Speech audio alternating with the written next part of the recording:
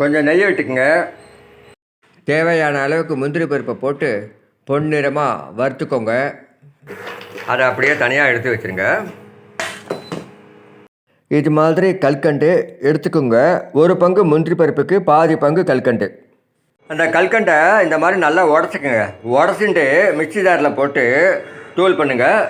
தூள் பண்ணும்போது இப்படி விட்டு விட்டு தூள் பண்ணுங்கள். கண்டினியூஸாக வச்சிங்கன்னா மிக்ஸியோட பிளேடு வீணாக போயிடும். அந்த மாதிரி விட்டு விட்டு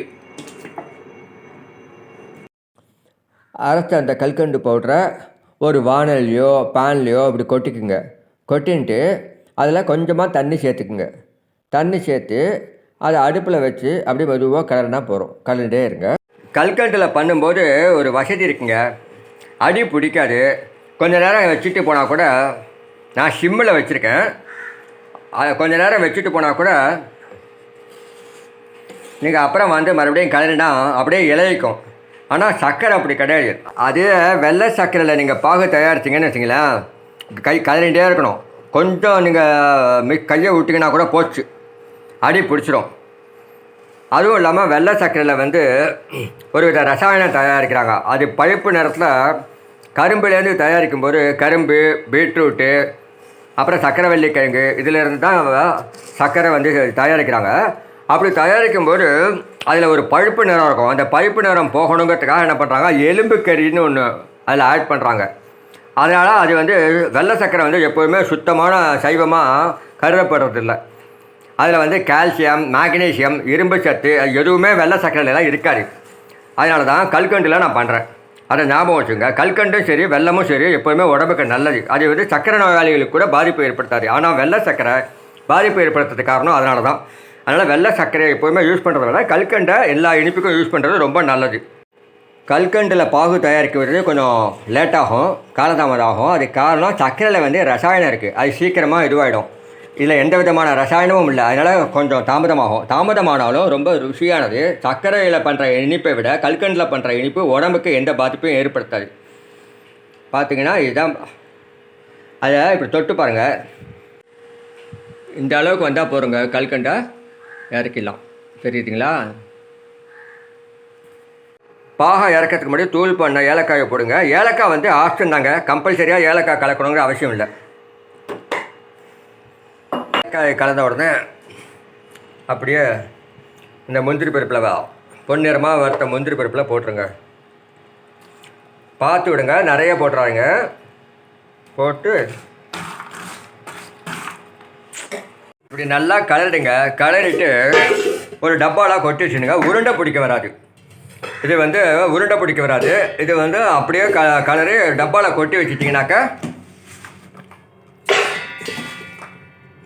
எப்போ வேணுமோ எடுத்து சாப்பிட்லாம். ரொம்ப நல்லாயிருக்கும். பார்த்திங்களா எப்படி இருக்குன்னு?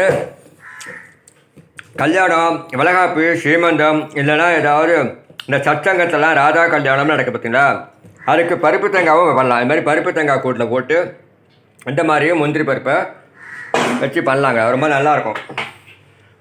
அது மாதிரியும் பண்ணலாம். அதை பாருங்கள், இது மாதிரி போட்டு 2 பருப்பு தேங்காய் கூடு ஃபுல்லாக முந்திரி பருப்பு எடுத்து வச்சு பண்ணலாம். பருப்பு தேங்காய் கூடு மேலே இப்படி அழகாக ஒரு பட்டர் பேப்பரை வச்சு ஒரு ரப்பர் பேண்டை போட்டிங்கன்னா அவ்வளோதாங்க. இப்படி ரப்பர் பேண்டை போட்டுட்டு அப்படி வச்சுக்கிட்டிங்கன்னா பருப்பு தேங்காய் ரெடி. இது ஸ்நாக்ஸ் மாதிரி வச்சு சாப்பிட்லாம். சாயந்தரம் பள்ளிக்கூடத்தில் குழந்தைங்கள்லாம் வந்தாங்கன்னா அவனுக்கு கொடுத்தாங்கன்னா ரொம்ப விரும்பி சாப்பிடுவாங்க. இதை நெய்யில் வறுத்து கல்கண்டில் பாகு ரெடி பண்ணி அதை ஏலக்காய் பொடியை கலந்து இதில் கலந்து விட்டால் தான் நல்லா டேஸ்ட்டாகும். சர்க்கரை பாகுல அவ்வளோ ருசியாக இருக்காதுங்க. அது சவுக்குன்னு இருக்கும். இதுதான் நல்ல ருசி. பாக்கி கல்கண்டு மீந்து போயிடுத்துங்க. அந்த கல்கண்டை ஒரு டப்பாவில் கொட்டி வச்சுட்டேன். அந்த உருக்கினதை அது அப்படியே கொஞ்ச நாள் ஆனோன்னா ட்ரை ஆகிடும். கல்கண்டு எத்தனை நாள் ஆனாலும் எப்படி கெடாதோ அதே மாதிரி அந்த பாகும் கெடாது. அதே மாதிரி கல்கண்டில் பண்ணுற எந்த ஒரு இனிப்புமே எத்தனை நாள் ஆனாலும் கெடவே கெடாதுங்க. அது கேரண்டி. அது மட்டும் இல்லை, இதை நீங்கள் எப்போ வேணாலும் யூஸ் பண்ணலாம். எந்த மாதிரி ஸ்வீட்டுக்கு வேணாலும், இப்போ ரவா கேசரிக்கு யூஸ் பண்ணலாம், மறுபடியும் பால் பாயசம்னா அதுக்கு போடலாம்.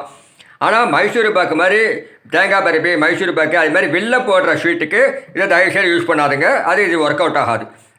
இந்த நேரத்தில் ஒரு முக்கியமான ஒரு டிப்ஸ் கொடுக்குறேன், மறக்காமல் நீங்களும் செஞ்சு பார்க்கலாம். நெய்யில் வறுத்த இந்த முந்திரி பருப்பை கல்கண்டு பாகில் போட்டு நல்லா கிளறினதை கொதிக்க கொதிக்க நல்லா வெந்நீரை போட்டு ஒரு டப்பாவில் போட்டு ஒரு பாத்திரத்தில் போட்டு மூடி வச்சுட்டு ஒரு 2 மணி நேரம் கழித்து அந்த சூடு ஆறினோடனே மிக்சியில் போட்டு நல்லா அரைச்சி அந்த விழுத எடுத்து ஒரு இலுப்பச்சட்டியில் 1/2 டீஸ்பூன் நெய்யை போட்டு இதை விட்டு நல்லா கிளறிண்டே இருங்க.